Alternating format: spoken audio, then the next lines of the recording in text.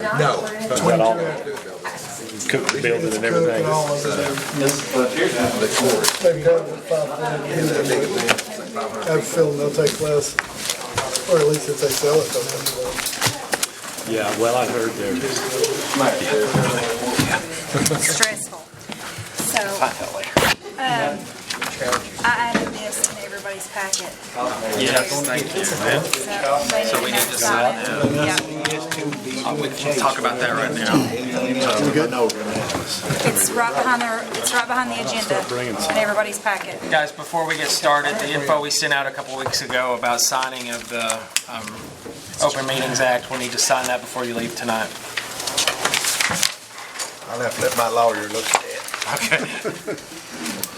This is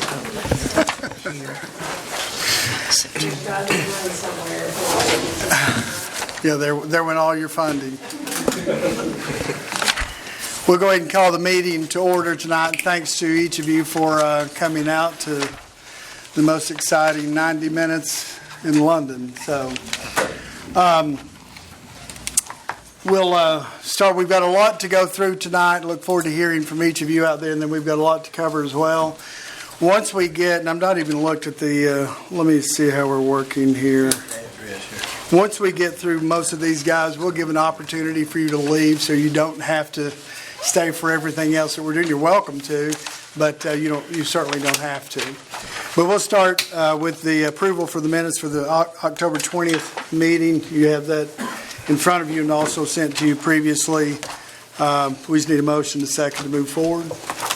Make a motion. I'll second. Did you get that, Terry? Yeah. Okay. Mr. Handy? Yes. Ms. McWhorter? Yes.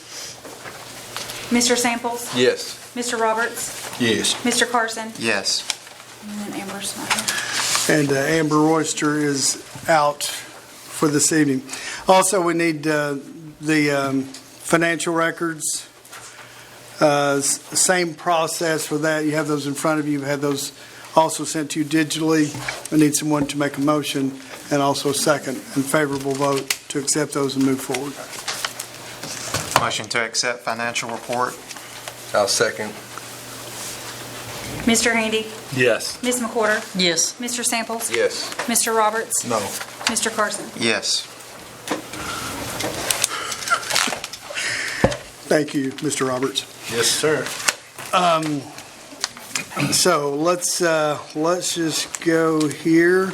We have a contingency from the Lowell Gilbert Softball Association. Thank you guys so much. I'm not sure which one or the three of you may all be presenting or, okay, all right. If you guys want to just step forward, take over, and let us know what you're here to talk about.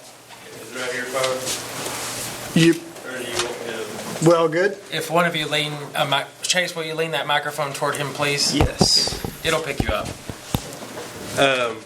Just before I start, I don't normally talk in front of a bunch of people, so if I stutter or anything, just overlook me. My name's Kate Nasher. I run the Lowell Gilbert Softball Association that plays here in Laurel County. Just kind of a little backstory on the league. My great-grandfather, Lowell Gilbert, started the original church league back, I guess, in the 70s or 80s, probably before then. And throughout the years, it kind of got a little trashy. You know, I'm sure we're all aware of that. And during COVID, it kind of got shut down due to the COVID restrictions. But the last 2 years, we started it back up last year. I got a great team. Most of the board are here. There's some that are not here. But, you know, we strive for softball, the slow pitch softball community. I had made a PowerPoint, but I didn't bring a way to use it. But there's a lot of us. I made a petition on Facebook, and just in a week, we've had 635 signatures to keep softball around. And we're at the Kiwi field. I don't know if any of you are familiar with that, the DAV field. It's on through the school, so it's kind of been a hassle here and there. We've been fighting with the DAV. There's not a lot of parking, and they've got so many restrictions down there. And honestly, we're outgrowing it. We had 8 men's teams this summer. We had 6 women's teams, and we've got 12 fall co-ed leagues or teams. Sorry, so 3 leagues amongst the whole association. I've had to turn away probably in total out of the 3 leagues, probably 10, 11 teams, just because we don't have an area to play that can suit everybody. And you know, it's more than just softball to us. It's a family. A lot of us have grown really, really close. I've met some amazing people the last 2 years. And Chris here, he's one of my new buddies. His team, they're actually recovery. So we're open to everybody. You know, it's a good way for juveniles to stay out of trouble. It's a good way for whether you're a couch potato or a seasoned vet to, you know, get out, be athletic. You know, it supports everything.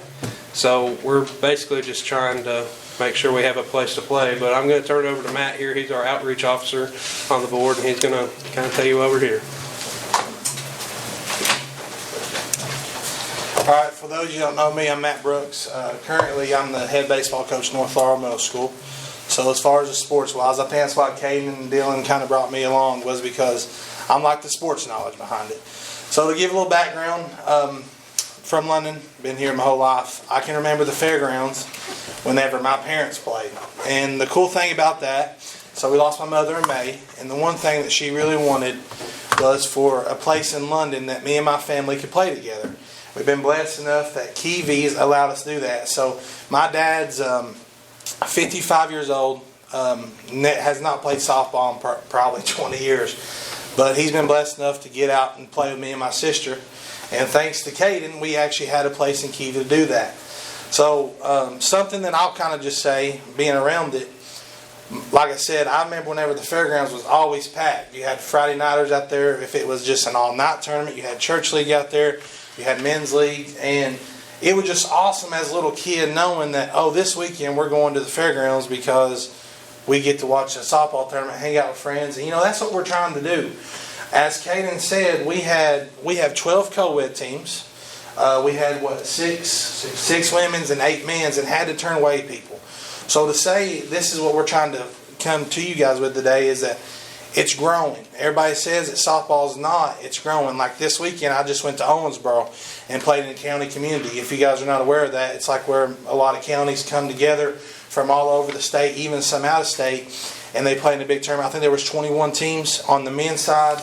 How many was on the women's? We had 6. Yeah, so 6 on the women's, and there was like some 45 and over teams. And to get to that is they have a part kind of similar to what the fairgrounds used to be. They got 4 fields, they got parking for itself, and something that's very beneficial for that is not only does that help the softball players have somewhere to play, but your local businesses are going to get support, your hotels, your gas station. We've even had the Dollar General of Kiwi reach out to us and was like, hey, we know when you guys are playing because our business goes up. When you guys stop in, we know that, oh, there must be softball tonight because like I said, you got 200 plus people that need drinks and stuff like that. Just going to help your business as a whole. But another thing that just really kind of got me into this too was, you know, for 20-year-olds to 50-year-olds, we all live here. There's not many things for that age group to do. There's really not. Like, yes, you have a lot of attractions for like your younger age, like you got the new palace that was built and stuff like that. You got families still and stuff, but this is something for all of us. We've had people range from 20 to even 60 in our league. And it's just something that, like Caden said, there's just so many opportunities for us to be able to get out and still enjoy the little things in life as much as getting, you know, you go to work Monday through Friday, there's a lot going on. And we all know there's a lot of negativity going on in London. But this something truly feels positive. You know, we've not had no police involved in this league since we've been there, and we've been blessed. And we're so thankful that Laurel County School has given us Kiwi. But like what Caden is saying, we're outgrowing that. And you know, the fairgrounds is a perfect place. For years it's been out there, and I know we have some big plans out there, but to me personally, I think if we can save those 2 fields, there's so much opportunities. If you make it a standard 300-foot fence, there's so many possibilities you can do. There's things called portable fences. Anybody not aware of what that is? I personally umpire. I've been all around the country umpiring, like with the association, and you can put portable fences up, and that just leads to opportunities of having like any age group tournaments. And I'm telling you guys, I've been around it. I've seen the money that can be made through that. And there are just so many opportunities I think this city could really benefit from, not just from us, but as a county in a whole. If you own a business, I just think that's the biggest thing. All we're asking, like he said, we formed a board, and we're not wanting to own those fields. We're wanting to, for sake, borrow them. So where you guys can benefit from it, we also can have it when we need it. And we know there's archery out there stuff, and you guys have a lot of other things going on out there, and we would work with that. We're not demanding to keep them. We're just asking to maybe just forsake borrow it. And we're willing to work. If that means we have to put our own time by getting the field ready, by dragging it, picking up trash, we've done that all year at Kiwi. That's one thing that we knew we'd have to do, and we have a team willing to do that. So all we're asking is if we have some work with you all, because this is something that I guess everybody's familiar with. Josh Riley. He plays professional softball, and he started at the fairgrounds. So like, who's to say that cannot be an opportunity for somebody else up and coming? So all we're asking for you all is just really consider that. I know you guys have some plans of what you wanted to do, but we're really needing somewhere to consistently play. Not to say that we're losing where we're at, but we're outgrowing. And we appreciate you guys giving us a chance, to come up forward to you guys to. I know a lot of people have fought for this in the recent years, but we're trying to do it the right way. We're trying to get to where you guys know we're not going to overstep you all. We're just asking for your help to be able to get us there. And Caden, Dylan, do I need to touch on anything else? And listen, like you said, and even for a personal level to me, I mean, losing a parent is something that was so hard. But the main thing it's done is brought our family together by something this way. My dad hasn't, like I say, got to play in forever. But he's having that opportunity now because we were lucky enough to have a field. But it could just be so much better. We're running 12 games a week? 12 games a week. On one field. And that's putting us on the 6:30. That's not getting us home till midnight. If you give us the opportunity to have two fields, one, that's going to be better on us because we all have to get up the next day and work. But then you have a chance to run 24 games a week instead of running 12 on one field. And I'll vouch for Dylan and all these guys. Before they brought me along, they put countless hours at Kiwi.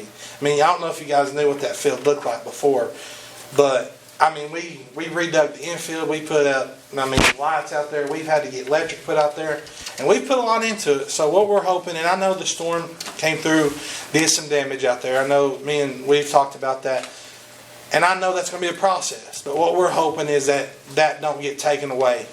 And that's the thing. I know it's a big ordeal because when stuff happens like that, you can't really stop that. You can't control that. But what we're hoping in the new plans or whatever, you guys really consider keeping those fields because, like he said, within a week, 638 people signed because of the pastime that's been there. So we just come forward today, just kind of give a little spiel of what how do you fund? I don't mean to interrupt you, but how do you fund it? Say you had a big field outside here. How do you fund your league? How does it keep going? So buying supplies and different things. So basically, this year we set everybody had to pay a fee. So what we had to do, we had to pay for our own electric. We had to get our own electric run out there. And if I correct me if I'm wrong, we had to get water stuff turned on and off. So what we've done as a league, and he's working on a nonprofit, we gain nothing. We pay for our umpires. So basically, we paid to play. So that's stuff that can happen. I don't know if you guys are NSA sanctioned, stuff like that. Really easy to get sanctioned. Stuff like that. You can possibly like that. We have our own insurance that we've paid for and stuff. So basically we paid to play. We did not get no money for nobody. I know personally, I think each team, what was it? So each team, I can finish on it. But like I said, I appreciate you guys, and I'll let him talk more about that. But personally, the way we funded it was we paid to play. We didn't, and then there was a lot of businesses and stuff that got behind us. I think we have the signs that helped us and stuff. But as far as me, I appreciate you guys giving us the time to come speak. And like I said, I really hope you consider because softball is not dead. And I can vouch for that. Like I said, I've traveled the country. I've been for different states playing ball, and there's plenty of teams and plenty of ways that this can happen in London. We're right off 75. You think about hosting a tournament like that for us, or even a Little League, your whole community your business, they're all going to benefit. It's not just for us. So I'll let Kaden kind of finish up. But if you got anybody else have any questions for me, like you guys have any concerns, like what would happen if we did get the fields or anything? If not, I'll pass it to Kaden. You guys got any questions outside of that? Okay. Well, I'll let Kaden finish up, and I appreciate you guys. Thank you. I'll try to be kind of quick about it. So kind of about the financial status. So we are working to get it turned into a nonprofit organization. We do not profit, both last year and this year, we did not profit off of anything out there. We paid for the umps. This year we charged, I think it was $5.15 for the men's league for entry fee. The women's was what, $3.90, and the co-ed was $2.50. That covers ump fees, that covers maintenance on the field. The reason the summer leagues were so expensive, we did have to run electric, so that was what, $2,600 plus the sky lift. The water was another $300 to get everything installed. So it's been a work in progress, but I mean it works, and yeah. So we don't profit off it. It literally just benefits everybody playing in the community. But like I said, we're able to answer questions, and we're actually finishing up the fall ball championship this week. So Tuesday, Wednesday, and Thursday. So I invite any of you all that would like to come out. We'll make sure you're treated well. We got concessions that we run. So just to kind of see how it goes yourself. So What about the recovery part of it? You said you had a league of people in recovery. I'm interested in hearing about that. Yeah. So in the co-ed, it's the co-ed teams, right? Yeah. Whitney, your name, Mike. Frank, Mike. Yeah. And Chris, they're all on a team that's part of Recovering Addicts.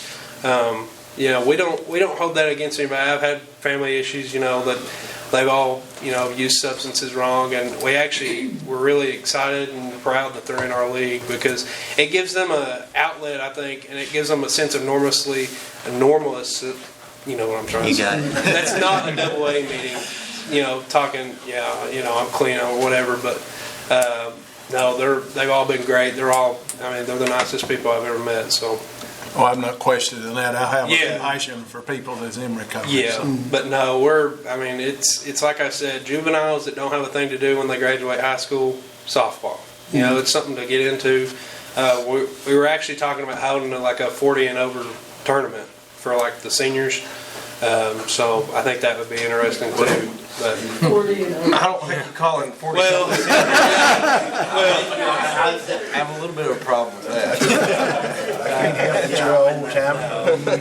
but there's all kinds of benefits that you can do, and money's not a big thing, but in this community it is, and it's something that everybody here can profit off of. Whether it's gas stations, hotels when you bring in travel teams, food places, gas stations, store, everything. You can do whatever. Okay, I'm just going to offer a little bit of backstory for them on as far as what I've seen, and the Stars probably seen this too. Last year they played at the fairgrounds. Yeah. They took care of the fields. They mowed it. They put dirt. They drug it. They cleaned. We did. Ben might have sent some people over occasionally to kind of pick up the trash or something like that, but they did that kind of on their own last year. So at the fields currently, there were two fields remaining. One we call the Church League field up on the hill a little bit, and then the other one down below. And so they were playing down below. It seemed to have the most left to be able to play there. So they played on that one field last year. So the tornado came through, took out our fencing, ripped up some electric. So they had nowhere to play for this upcoming season. When they found the location where they are now, they didn't have a scoreboard, so we reached out to Pepsi. Pepsi helped move the scoreboard from where it was, from our location, out to their location. And I didn't realize the electric and water part that you guys did on your own. I didn't even know that. So We have a bill every month. yeah. So that's admirable of your group.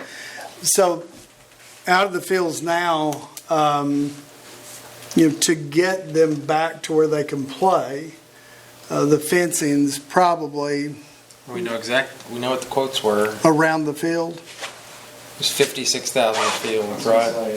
Yeah, it was right at 60,000 field. And then all the lighting has to be replaced. And that's backstop fencing and all this stuff. All the lighting has to be replaced?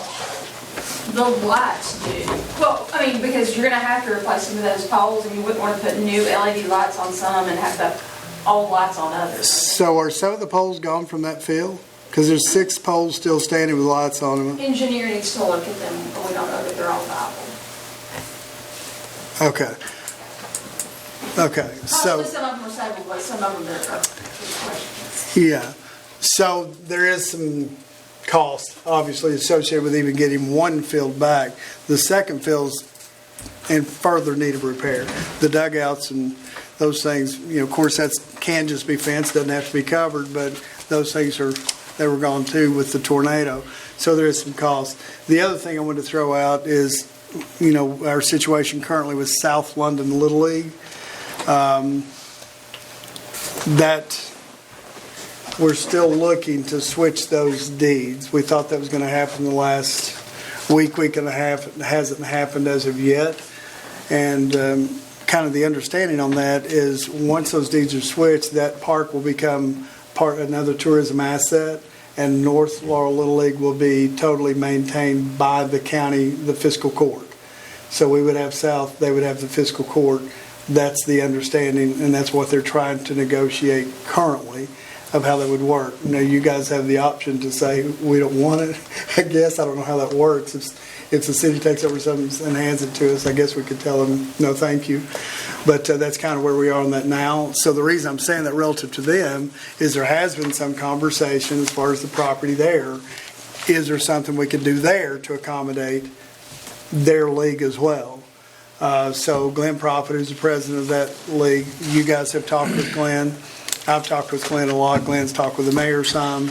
He's talked with the judge some. So there's kind of, I just want to kind of give you that backstory before we went, you know, kind of one direction too far, to let you know first off, you can do nothing, you know, and then the next option, you have a few little things that we could look at and kind of get pricing moving forward.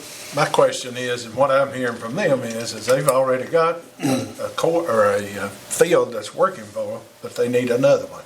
Is that what I'm hearing? Yeah, so the field we play on now, it's 295 down the middle? 275 down the middle I can't hit it out, but them two, they can launch it over the trees. So it's no problem to them, but it's just the amount of players that we've got at the very high levels, it's hard to keep the ball in. Another thing to answer your question too about that. So Laurel County owns the field. So every so often we have to get like a use of facility. So like for example, our use of facility runs out the 24th. Well, we had to cut our league short because you can't get the facility again until you get approved by the board. Does that make sense? So like we were trying to play for another week or two, but we can't because we don't know if they're going to approve again at the next board meeting. So like, yes, we have a field, but there's a possibility like at any time they can say, hey, we're not going to approve this use of facility for you. Does that make sense? But that could very well happen here because whatever you get from us will remain the property of the tourism group. Yeah, so we have to do pretty much the same thing. See, that's what we're saying though, like, we're willing to work with that. Like, we're not trying to say we want those fields. We just want a place to know that we have a possibility to play, that if something like that does happen, we're aware of that. But the fact that we still have to fight with the DAV too, because it is on their property as well. So there's just a lot that goes in. And like you said, the parking there, like right now when they have basketball going on, there's limited parking. Like, we're begging teams to kind of like carpool, because if you guys would come out there, it's not only us out there. There's families bringing their kids, bringing their aunts, uncles. It's a whole thing. It's not just like, okay, we got 18 here tonight, so 10 people per. It's like hundreds of people. And now we've had over 100 or so 200 just in the crowd. So, but yeah, like you said, though, we're looking for a place that fits our needs, and that, like you said about the trash, like we're still wherever we're at, we're still going to help with the cleanup stuff and put in what we got. So. But as far as everything else, I've been here my whole life, and I've seen what those fields are. And I really think that, even in the past when we've had out there, we've not had this many people. Like it's never been this many teams in a league. We've had 3 or 4 if we're lucky. But this is set because we're making it competitive, we're making it fun, we're making it family friendly. And we're just, I feel like this is a very positive thing in the community. And I just think that I guess the other concern I have about the fairgrounds is if we have a major event going on, they have a league out there. They wouldn't play. Huh? They wouldn't play. Well, You know, I'm just saying that if Christina works, if that did happen, we had some field available, she gave you a schedule and said, we have major events, we have the fair going on, we have ASA archery, you just can't play then. And that's So, something I was wanting to hit on too, like, we can build our schedule around you all. You know, like, we're not trying to say, hey, we want this here, you schedule around us. You give us a list of events, we'll make a schedule for that. And I know, as you all, I don't know how you guys go about scheduling things, but you guys doing like spur of the moment things, like, hey, we're gonna host this, you know what I'm saying? It's usually planned, is it not? Try not. So, so that's what I'm saying. So if you have a set schedule for the year and we have an open yeah. 6, 7 weeks, 8 weeks, we'll make our schedule then. Or if we even have to miss 2 weeks, I know that's what we used to have to do. Like we would play, like if the fair was there, we'd have to miss that whole week, and we were understanding of that.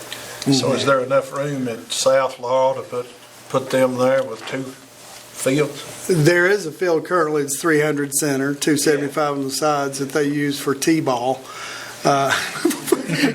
which is a really hard hit for a 6-year-old. Right.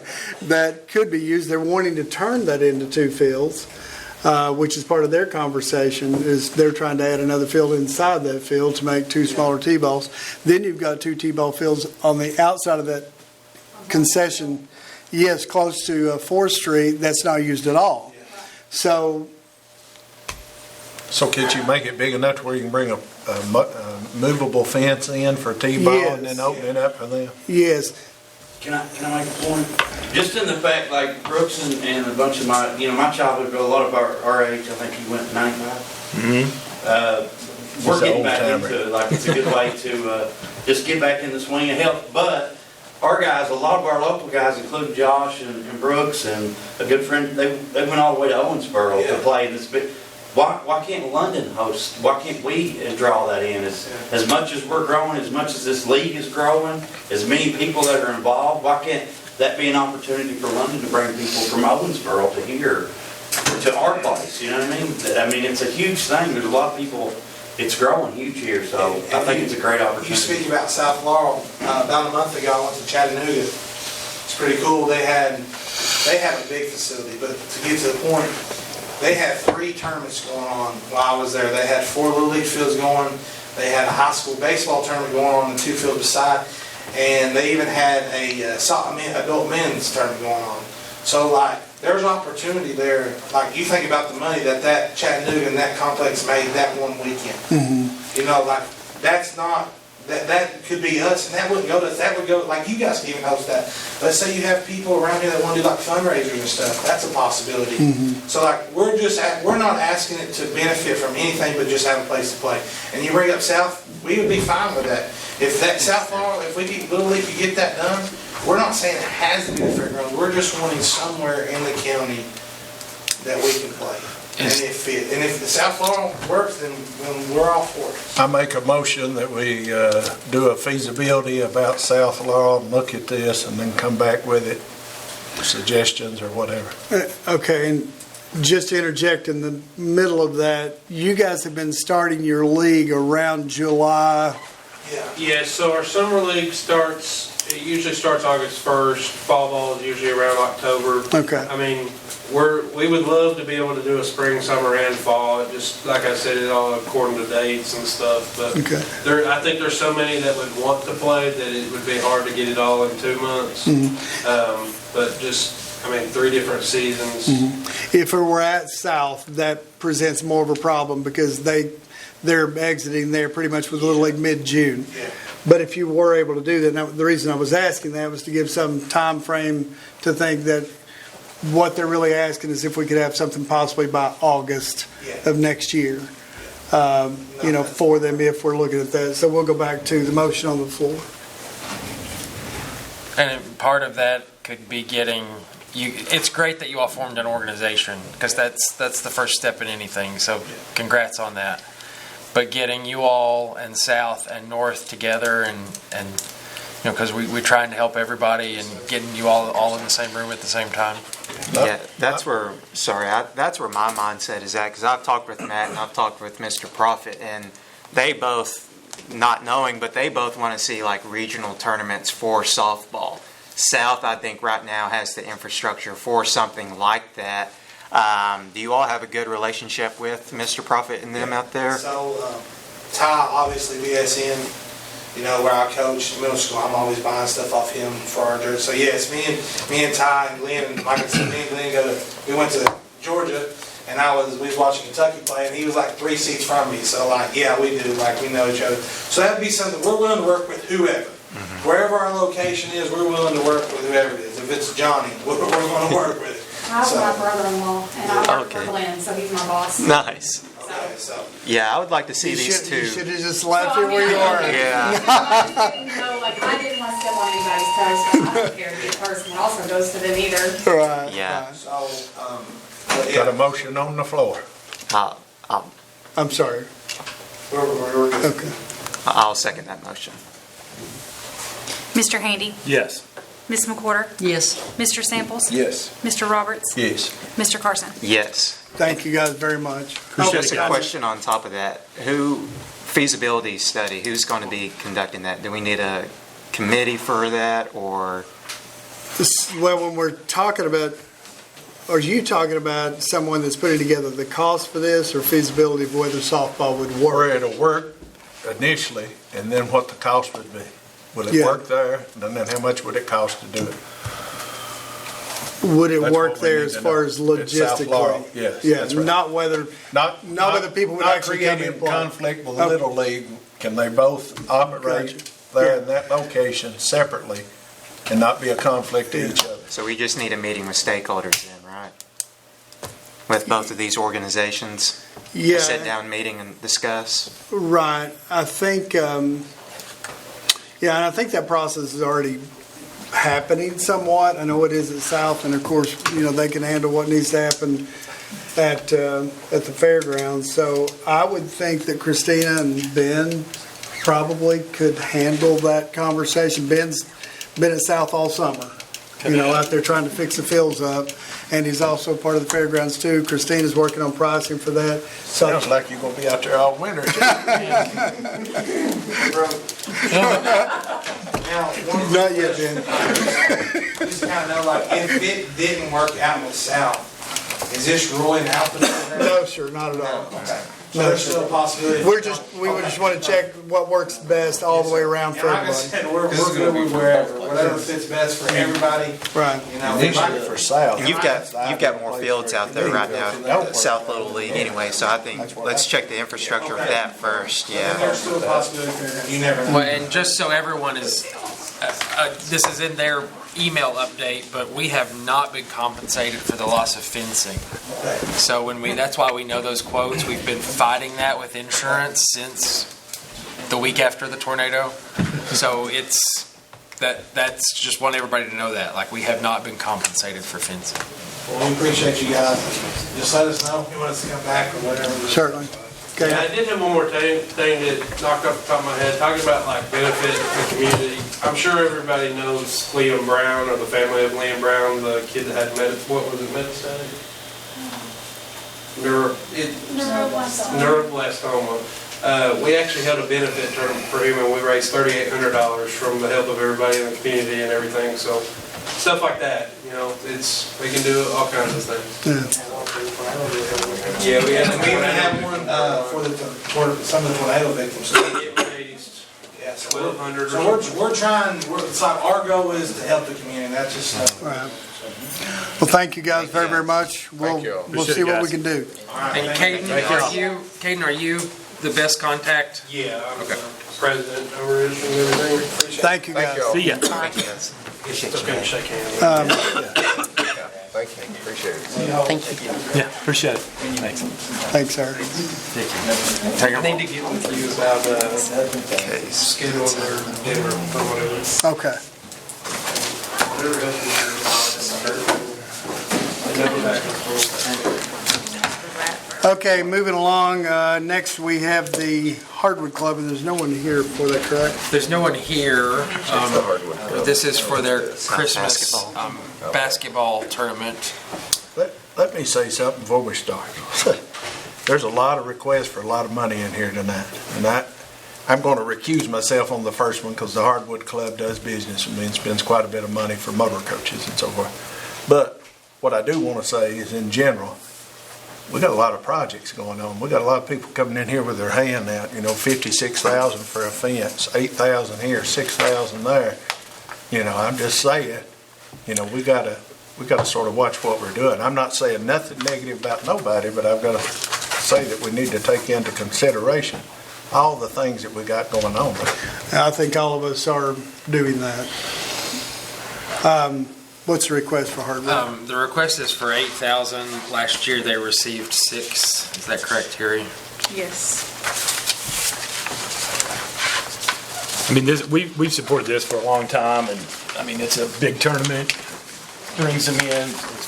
Assuming it's still on the same capacity as what it used to. Actually larger this year. I did hear Coach Wright say, or Coach Wright, that was terrible. Well, a few years ago. You heard that 40-year senior league. You're dating it back to Coach Wright, 95. Sorry. Coach Davis said that they had, I think it was 18 teams. It was a lot more than they've had in the past. Only 4 that would be local, several in hotels. But Todd, to go with you, this is just my interjection. I don't, we can continue to support people like we support as far as the increases. I just don't see it for anybody. That's me.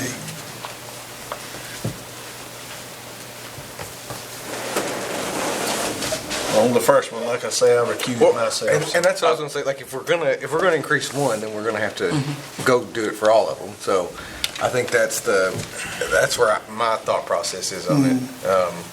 And then I think maybe if we stay where we're at this year, and then next year we can kind of, because we've just been through so much this year. Sure. And like you said, we're involved in a multitude of projects and financial responsibilities. So I'd be keeping it the same.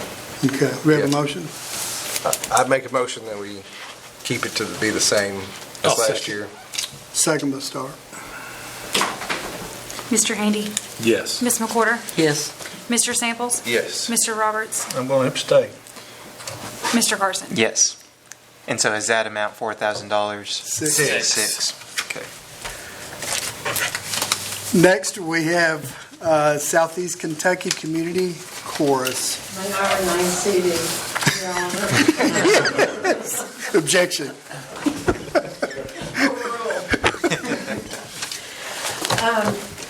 I could kind of repeat last year. Last year, you all gave us $4,000, then you did it in 2 parts. And we never asked for the second part because by the time it was time to ask for it, the tornado hit. And that was for the summer concert. So I put $3,000 on this paper this year. If you all, it's just up to you. As far as costs, we pay to sing. We ask $10 from each singer, but a lot of us give quite a bit more than that. And all of our music, the majority is from past years, so we didn't have to buy new, except that we do have almost 80 singers this year. So it's, I think all these events COVID is finally, people just want to get out and do their thing. So we bring people from at least 8 counties every Monday night to practice from September through December, first part of December. So I've got $3,000 on the sheet.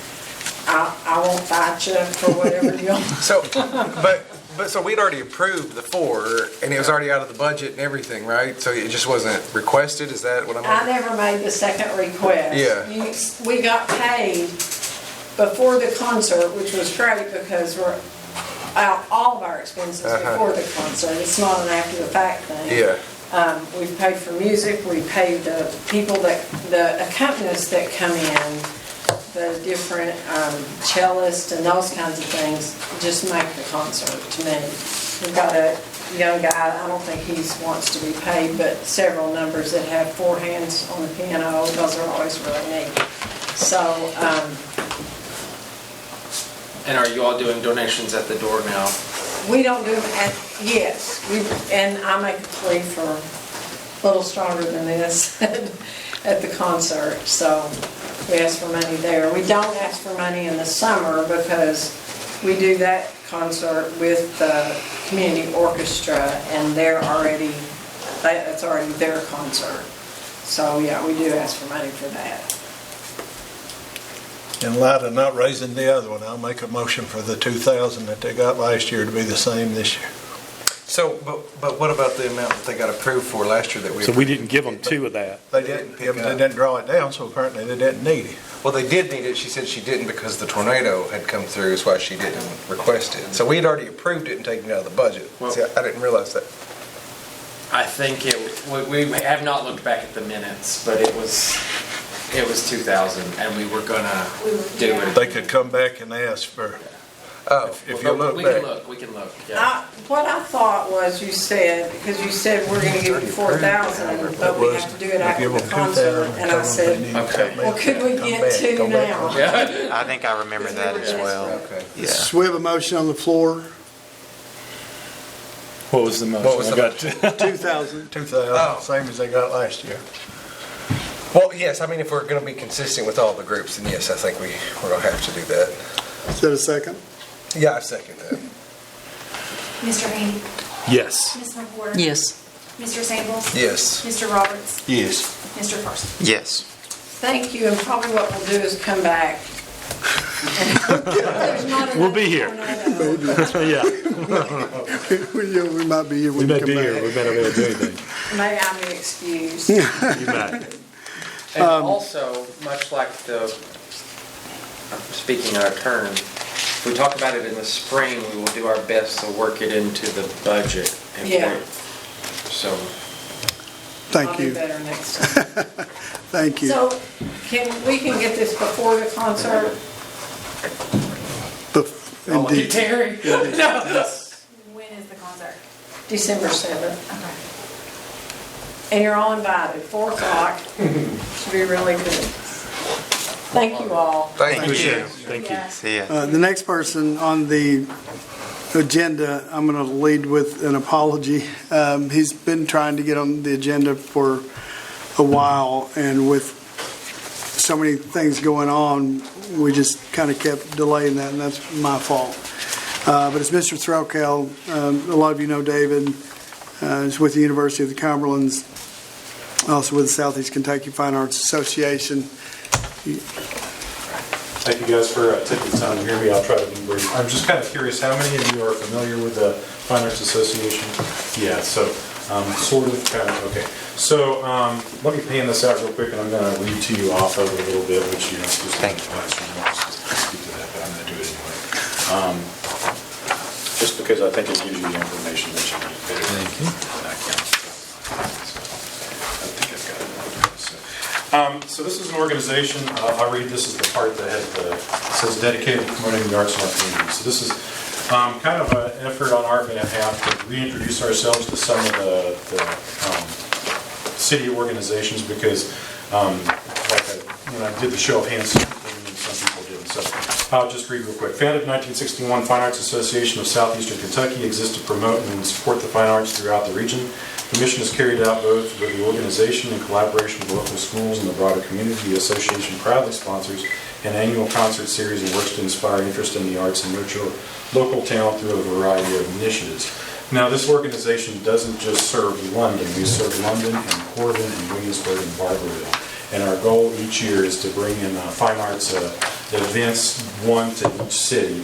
And the idea is that people in our area want to hear fine arts or experience fine arts, but not necessarily drive all the way to Lexington or Knoxville.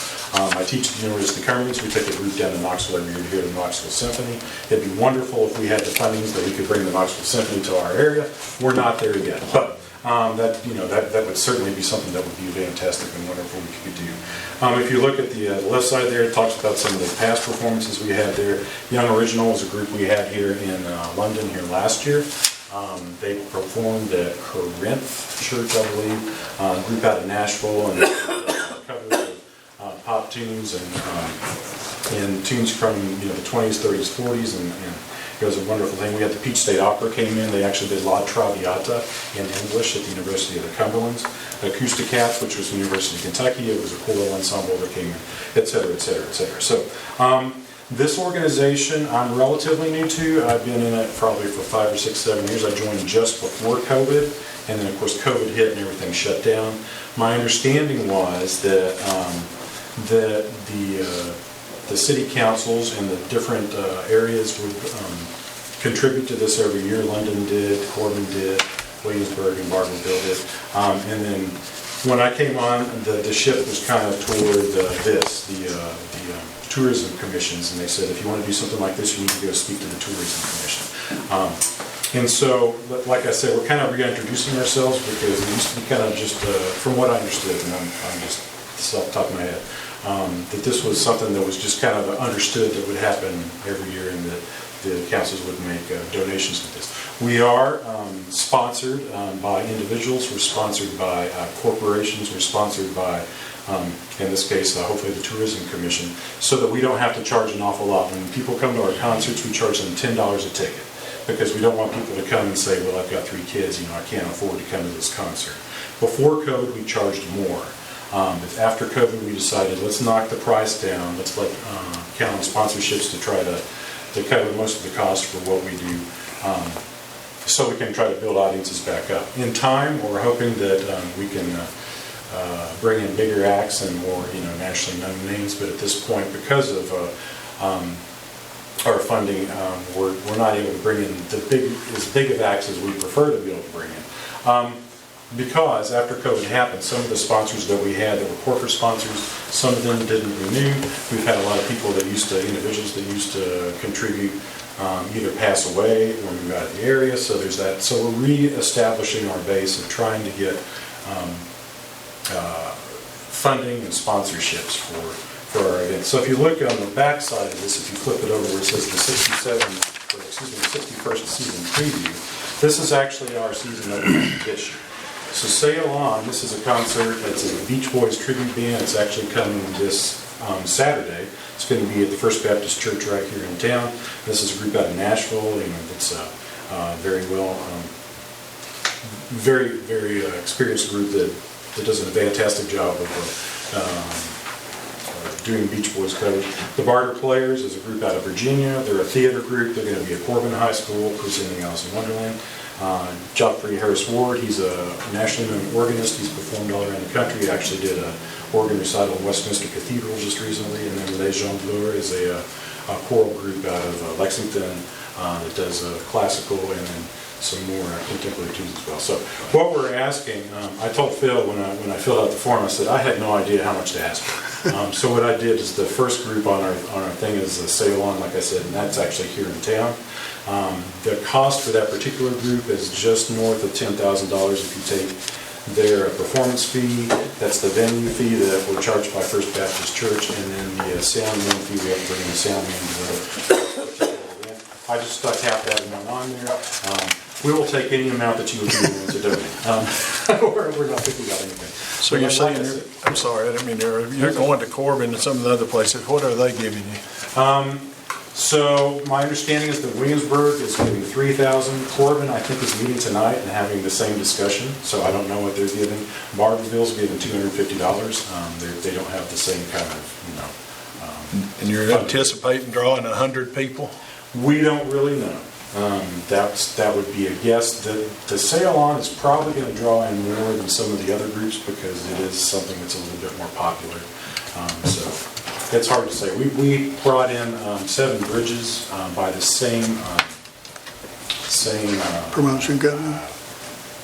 What's the word I'm looking for? Same promoter a few years ago, and they were a Eagles tribute band. And we took them. They were down at Corbin Middle School. They brought in several hundred people. So we never really know. We just make our best guess and go with it. So 100 people, maybe 200, maybe less.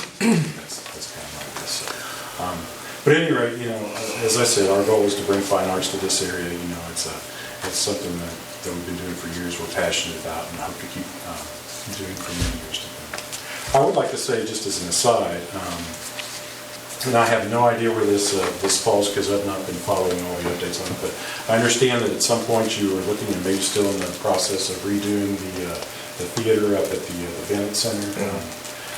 I'm very excited to hear that that's even a possibility, because one of the issues that we have is finding venues that can host these acts that we bring in. So if that at some point is something that actually happens and it becomes available for use, we will definitely be knocking on your door and saying, hey, we'd like to bring some groups into this kind of thing. Questions? We give the community chorus $2,000. I make a motion, we give them $2,000. That's their highest level on their membership, sponsorship. Have a second? Second. Mr. Haney? Yes. Ms. McCord? Yes. Mr. Samples? Yes. Mr. Roberts? Yes. Mr. Carson? Yes. Is there a way we could get your marketing materials and give away some tickets with that to help build interest? Actually, I have a couple of the brochures. But is there a graphic for this concert specifically? I can send it to you. Great. I can do. I had one more question real quick. You mentioning advertising. That's one of the things that we really could use some help with. And this may be a question for just outside the meeting, but the great big billboard that has the changing lights. There's one over by The digital. Texas Roadhouse, and then there's one by the field. I would like to get information about who operates that and see if we could maybe get in something. Baxter. Probably can't afford that advertising, but It's Baxter. You ought to donate that, Joe. United Outdoor would be who you'd contact. United Outdoor. Yeah. Chris can provide the information for you. So. Let me give you my email address so you can email me that graphic. Or I haven't looked to see if it's on the. Thank you. Sorry, doing that pop. Do you have a card? Yeah. Oh, yeah. I get people that come in because I'm always How many tickets could we give away in a promo? Well, it says we get 12. I'll let you answer that too. Yeah, That's for all of us. Yeah. Does Phil have a contact? I will go, seriously. I would go, yeah. We'll get together. Why don't you go? I got a lady. Sorry for the delay. I got you. I think it helped away. comments out of it than anything else. Okay, next we have Boo on Main. So it's thanks to everybody who's helped the last few weeks with events, including Ben and his crew and everybody that's helped get things together. The next big one is the scariest of the year.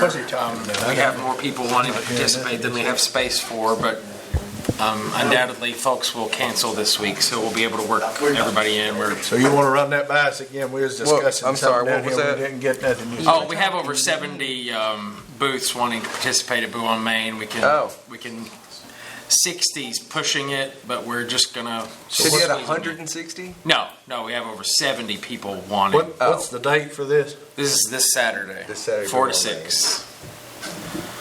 Scary, scary, scary. Scary stuff. And then we've already started working on Christmas lights. Can we get some Christmas lights or decorations just in general for the farmers market area as well this year? Did we decorate it any years? There were lights on it last year. Okay. Just something more. I'm kidding. I'm kidding. I just saw the look on your face. I don't remember there being anything though.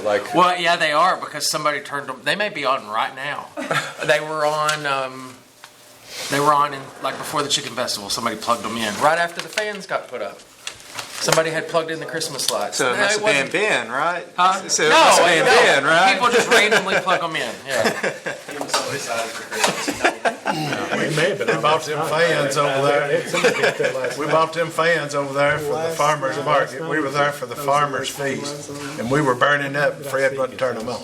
I mean, they were on, but he wouldn't turn them up. He didn't want to burn the electric. I mean, it was hot. It was smoldering hot there, and I said, "Well, if they crank him up at night," they said, "Fred said, leave them in a medium." Said it on Boo Main. Said it for them. That's all I got. Okay. Next, Wilderness Road Event Center Fairgrounds. rebuild process updates, design team cost proposals. So you have, I think they have all of the quotes from everyone. That's three, yes. So we had 4. Not from You don't have both, the Botec, Heathworks, that's Logan. Logan, and Midwest is here. We don't have electrical and HVAC. You don't have MEP? Yeah, These are the 3 quotes. Okay. unless it's under. Because we So I'm couldn't saying- access MEP. Yeah. But it's 25, we know. Okay, but the Steve's is here, it's in this stack, so, okay. Yeah. So somebody tell us what these are. Okay. We're trying to figure it So out. what it is in order for the design team to move forward with the next phase of what we're doing, we have to release them. So the charges, or the estimates they have given, not the estimates, the contract price they've given us to move forward, Heathworks is the largest one of those, that's David Zacco. It's $38,400. When he first bid Phase 1, he gave a quote plus CA, or construction administration cost, and his CA part ended up to be about what his original quote was, because he spent so much time in meetings with us and some changes, and he does do quite a bit more that's a little above and beyond the architectural side. He's also basically our client representative, he's the client representative in the case with the GC. So FEMA, all this FEMA stuff he gathers for us. And this time, he's tried to put more of that CA in his original quote, so it doesn't look as bad on him to say I bid 24 and my bill's 48. Yeah. You know, so he did try to put more of that in there. So that's David. Midwest Engineering that you have in front of you is really, he gave an $18,000 and some odd change quote. But they're for the same thing, all of this is for the same next exact phase. scope of work. Almost, except for what I'm explaining on Midwest. So Steve's Baker's bid, or his, not bid, his price includes the entire Phase 2.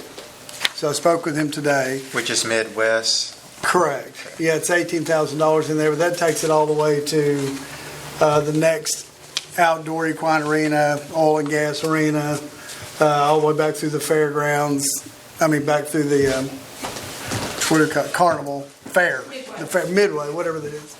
So his is more extensive than we need. His last invoice to us was $12,100. We have not, he's been paid, but he's said he has not used all of that portion. So he owes us dollars out of that towards what we're looking to do, which is just building 2. And that's what I'm calling it. So right now it's building 2. And that's the buildings that were destroyed, and it's trying to put the one building back in its place.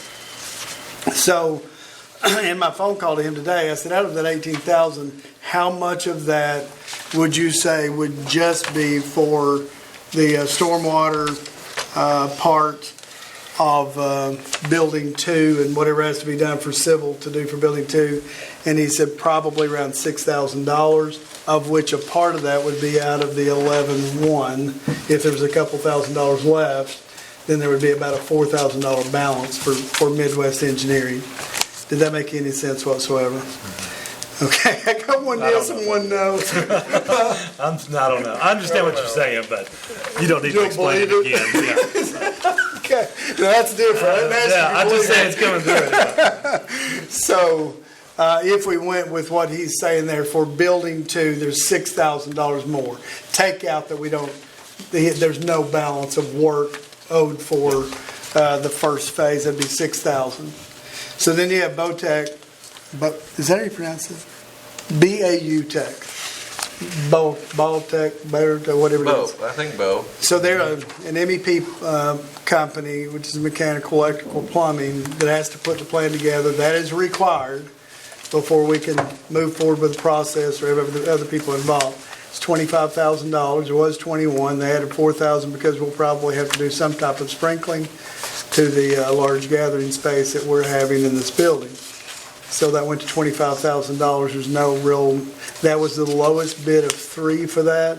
The previous company we used, which was Sky Engineering, the bid was 31 or 30. They're within the 30s. And a third was around 40. So if you take, and then the fourth one to discuss is Sam's Engineering, which is Logan Sam's. He has to do the structural engineering for the slab. That's required. We can't put a bid out for the construction side of this for the concrete until he has decided how exactly the concrete should be formed based on what's going to be on top of the concrete. His is 12,000 even? Is 12,000 even? You have it, but all of them together are 74, 75,000. The other thing that you to understand is we don't do all of this to move forward. We don't write all of them a check for their total deal. It's spread over, the building. If we follow the path we're on now, the building won't even get here till April. And then the interior design, do all that kind of stuff. That building will be from now till July next year, which is our anticipated time that the building will be up and ready to roll before the fair. So that's design. But we have a lot of talking to do about a whole lot of stuff. I don't even know if we're ready for this. What I was telling Chris earlier, I don't even know if we're ready for a vote, and strike this from the record, Madison. But, we've got some things to talk about, and some of that maybe later on in the meeting relative to. So these are not bids, these are just people quoting what they're going to be doing? Is that what this These is? are the people that are already there, that are on the design team, that did phase one, saying, here's the price for phase two. Not required to bid those professional services. We're just But we did solicit bids from additional MEP. on MEP. Yeah. But this is all work that each one of these is something that just it has to be done, right, to move on with the project. You won't move forward. So so the debate is what? Because we've already agreed to move forward with the project. So what would the debate be at this point? Because we know we have to spend this money, correct? You can get it done cheaper, and would be your biggest debate. Cheaper, but starting over with new people. And as my understanding, I attended one of these meetings, this Sam's guy that they were, what's his name, was having problems getting him doing something for him or whatever. David Zacco, he was behind, that's what I made the comment. These folks are on board to work with our timeliness and knowing that. Yeah, that's my thing. Is like I'm afraid of completely starting over. I don't want to start off with new people, right? That's not on the table. That's not what we're talking about. No. I think it's a good team. I mean, they've worked well, and I think if we tried to get some things rolling right now, I think this crew here could probably meet their expectations or get close to keep us moving towards our timeline. And we spent a couple of hours this week. And they know what they're doing. I mean, they're already familiar with what we're already part of the project. We put together a timeline with that team week at a time. Sorry.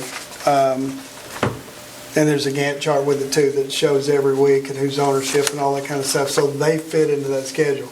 If you were to go back out, and Todd, it's a good thought as far as saving money. If you went back out to try to get somebody else, that structural or that architect may tell you that it would be January before they could have what these people have in place, which then puts us off that many months, from that time. That's really not my.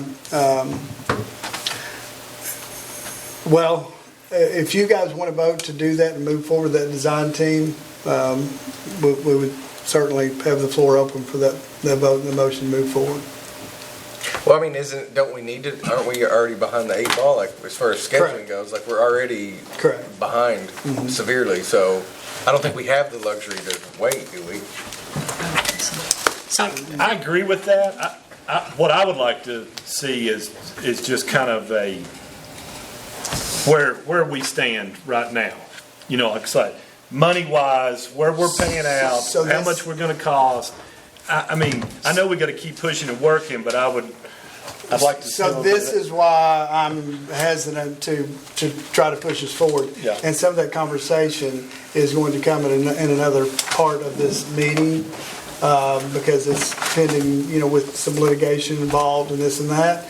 And that's why, if we want to vote to move forward, I just want us to hear all the update, a Right. little bit. So maybe is it best to not do all this right now and then to go ahead and figure out what the rest of it is and then come back to a special called meeting?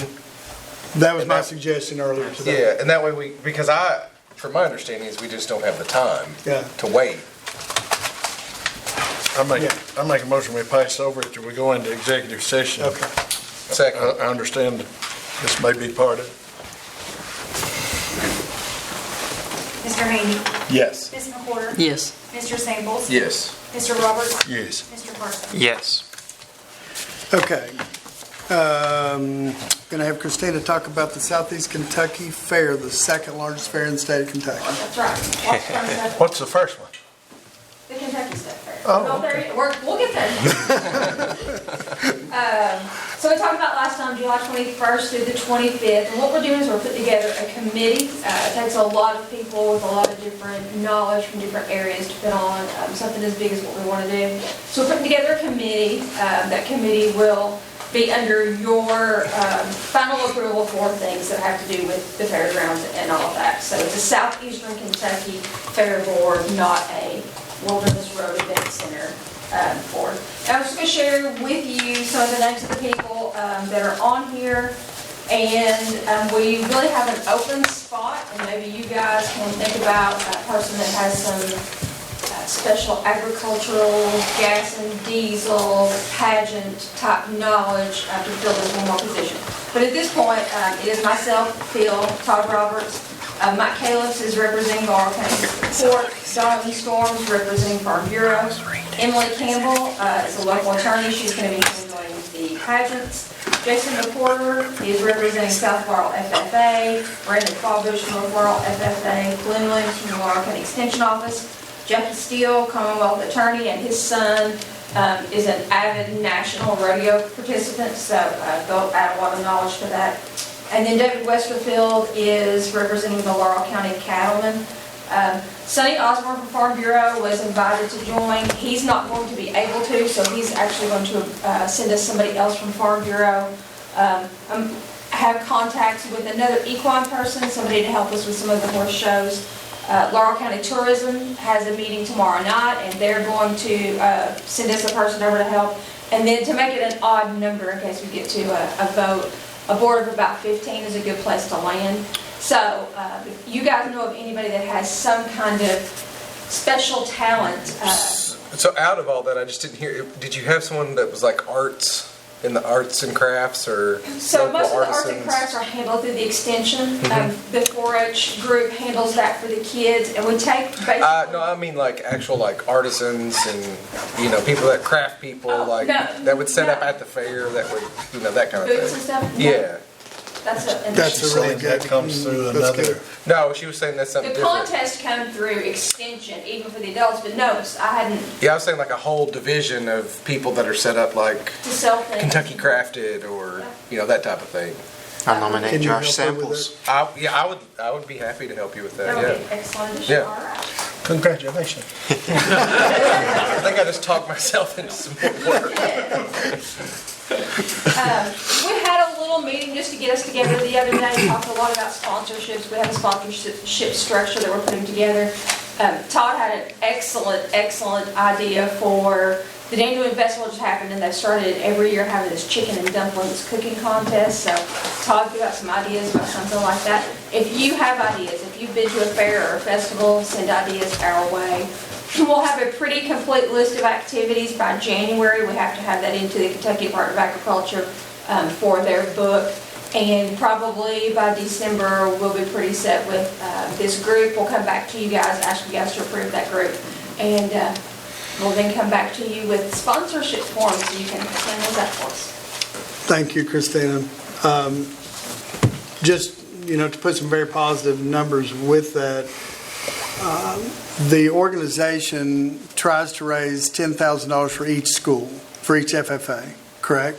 Yeah, so in the past, the two FFA groups have actually handled the truck pull, the tractor pull.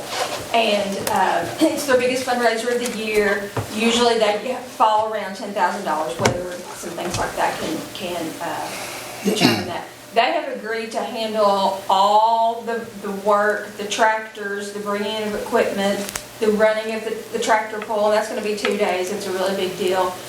We also want to try to have lawnmower races out there, and they have also agreed to handle all of the motorsports at the fair next year. So, and just to add, and the reason I want to kind of point this out is, I think Boyle County had an average of about 22,000 people that attend their fair. Their county's smaller, they're less of a hub than we are. If you do the math on that, it's $20 to get in, just the entry fee to get in. Children would be up, I'm assuming, less maybe. 36 inches and under are free. Okay, but if you did the math at $20 to 20,000, that's $400,000. We keep half of that from the ticket sales. That's the agreement that Christine has worked out with the Carnival company. So giving money back to them for those two, and we don't have to put that in the paper, but anyway, giving money back to those two entities, and even my thought was we do want to help them. You know, the more we help them through these kind of events, probably they won't be as inclined to have to come back here and ask us for more money for other things. So on the sponsorship side, I thought if you guys would agree at some point down the road that we would even give them a percentage of the sponsorships they raised. You know, if they raised $50,000 in sponsorships, that they would even be allowed to keep part of that too, to put in their fund for the fair board to just continue to have a little money to work with. Because as you can see, the more events we do like this for us, really, it still has the same intent as an economic driver for the community, but it also puts a little money back in our coffers for the project that we're building out there. So I just want to throw out those numbers a little bit. And motorsports is really, really popular. There's definitely opportunities to have those events all throughout the year, and this group will be very willing to come back and help us with it because they really enjoy it. Thank you very much. Any questions about that? Okay. And again, that is the Fair Board, the Southeast Kentucky Fair Board.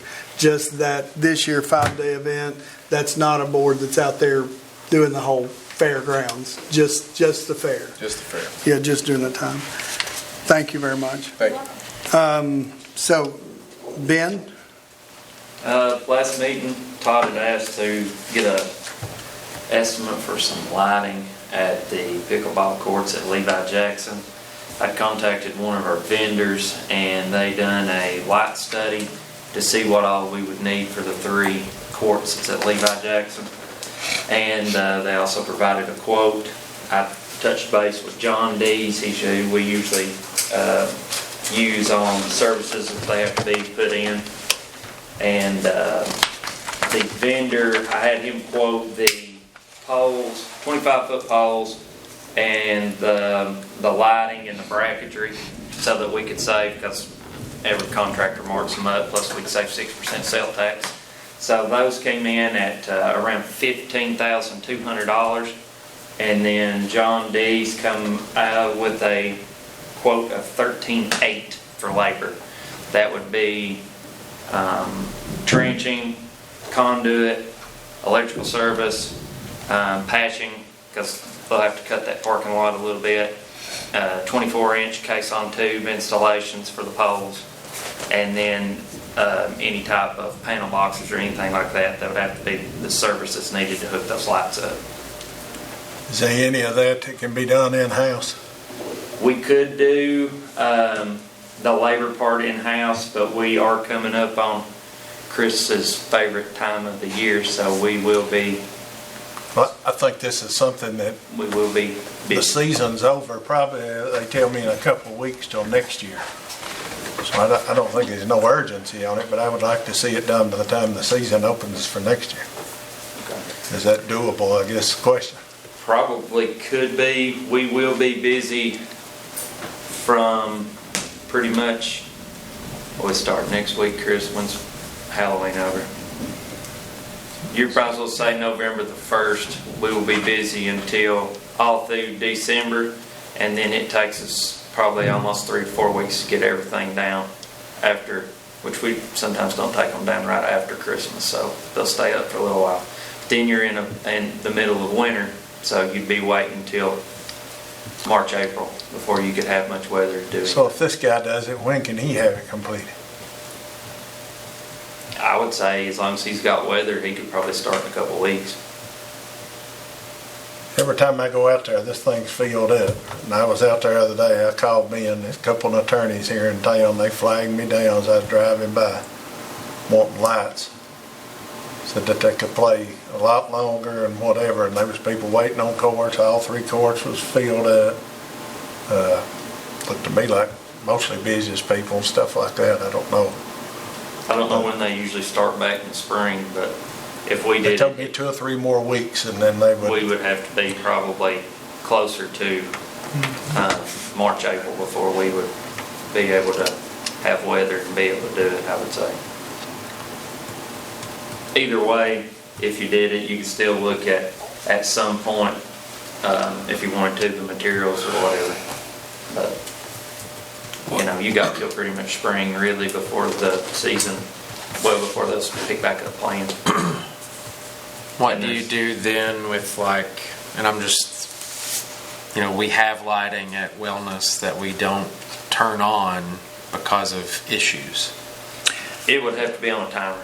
Yeah. Even though it'd be photo sealed Yeah. to come on as it does till dawn, obviously it would not be a dawn operation. It would have to shut off at a designated time. Yeah. I would say probably 11.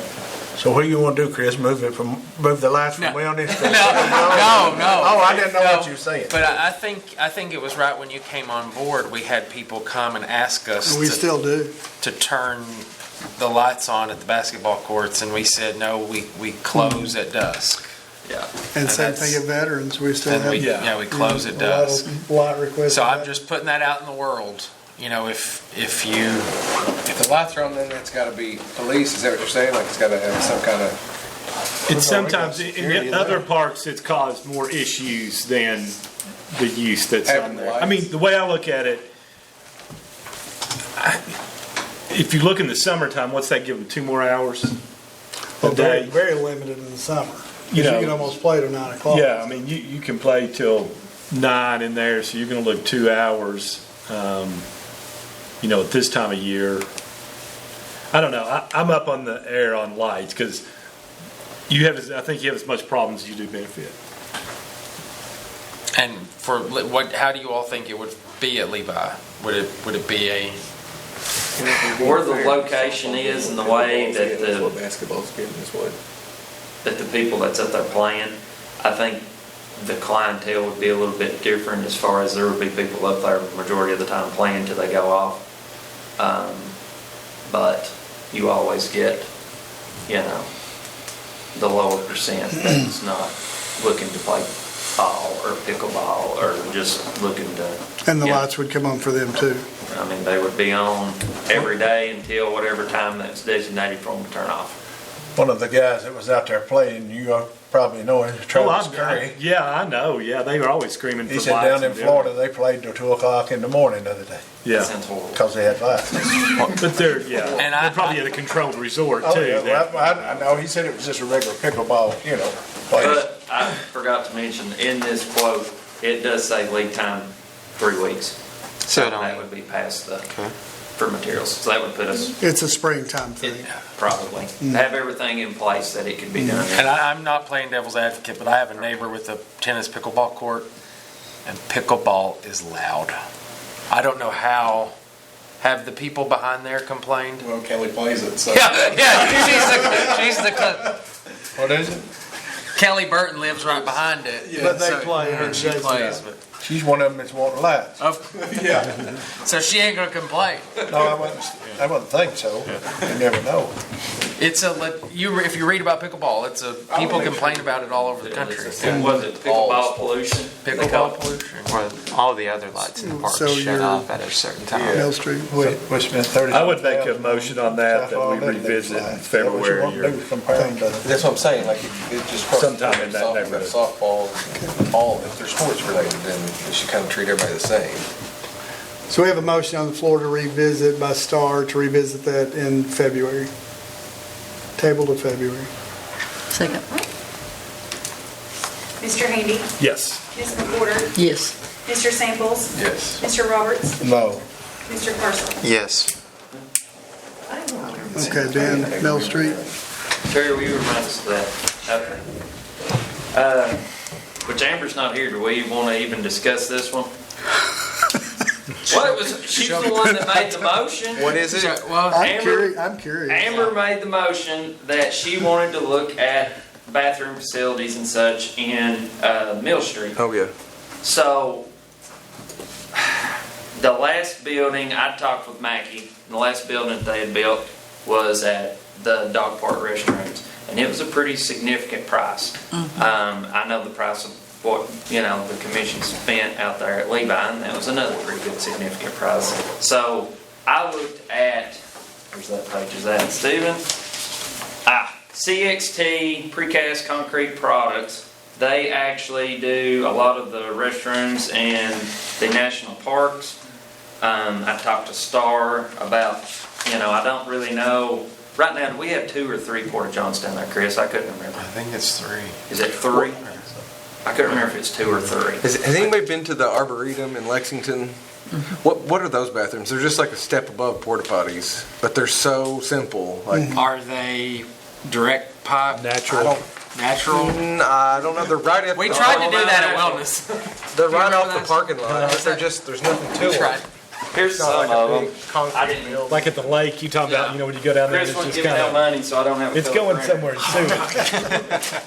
There's no water connection. But That's nice. it kind of, We don't have a printer. they match the rock and the roof and everything matches what we did at Levi.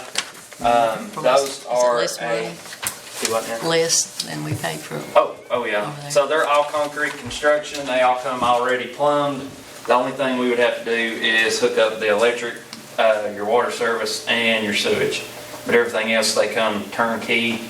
The roofs look like they're cedar shaped, but they're actually poured concrete as well. They have multiple videos of Which part? trees falling on top of them, and I mean there's yeah, it don't do anything to them. They're solid concrete all the way around.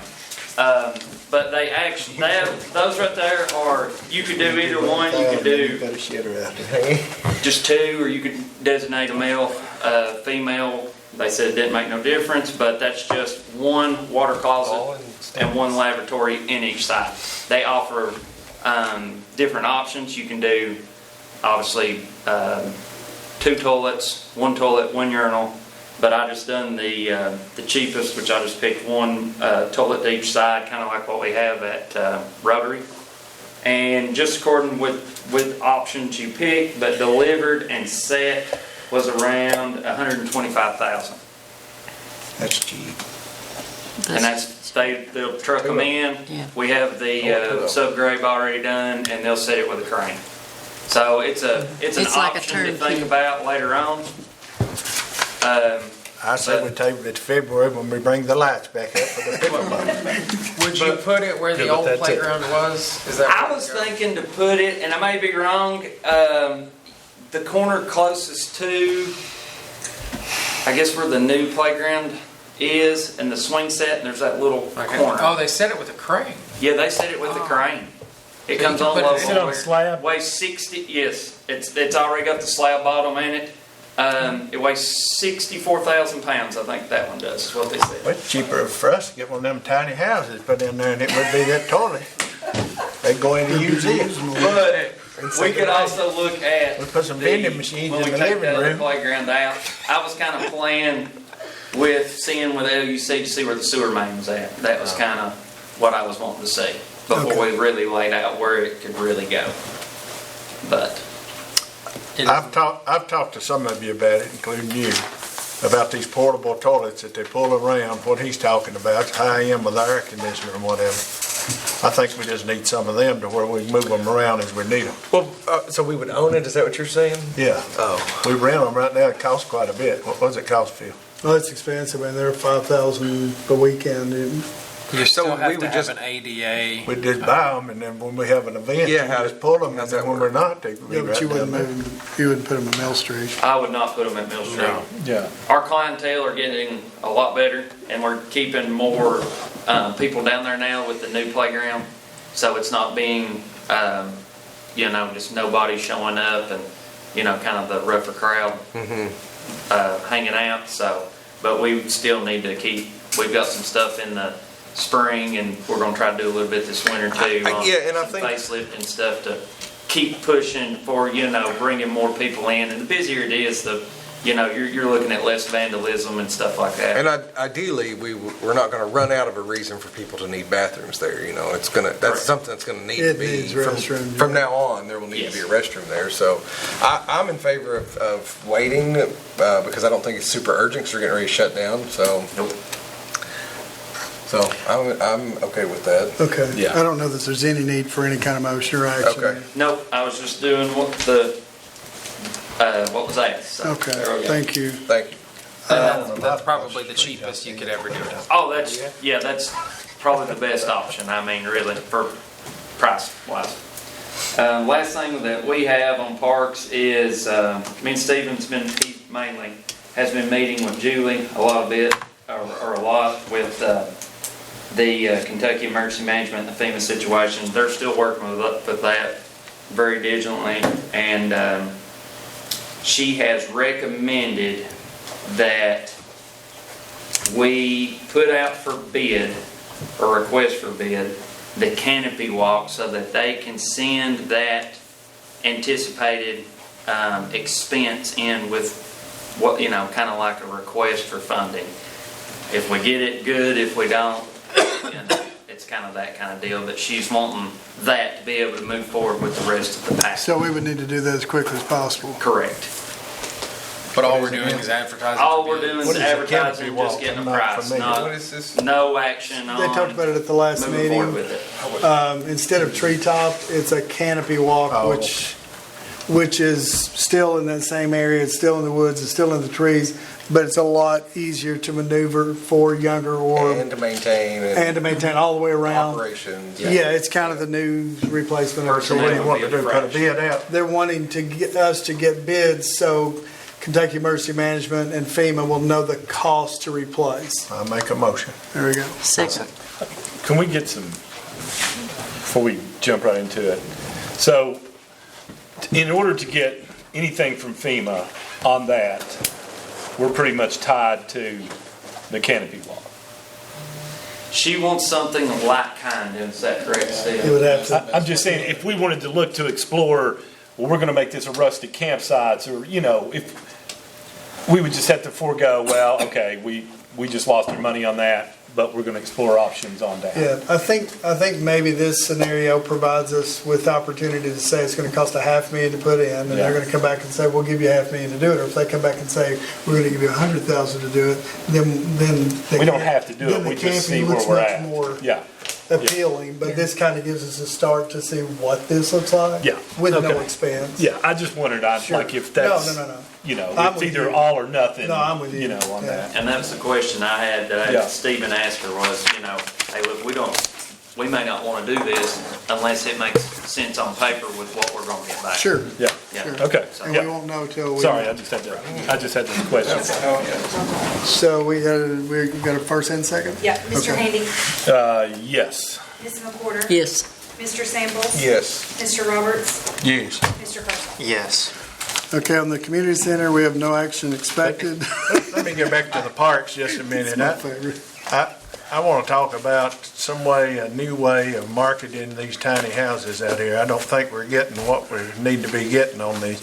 They rented them out for 2 nights during Camp Spook, and I thought last year we had a minimum, and they booked out for like $2,000 a piece per every 2 weeks. Now they're getting $200 and some during Camp Spook. I don't know who made that decision, but they were booked last year for $2,000 better. And, we're not, I just don't think, I think we need to take it back over ourselves and run it through our campground thing instead of letting somebody else outsource it. I would like to meet with you and Phil and maybe one other about moving forward after this season with some ideas on those. We've just been trying to get through this season before we. I had a guy come to me this week, he's running for office here at West Chance McPeak, I don't care who say it, I mean, his family uses it all the time, and they enjoy it, they love it, but I just think we need a better way of marketing those things, and I don't think the way we're doing it now is working. Yeah, I think, I agree. I think it would be better if it was handled with in-house.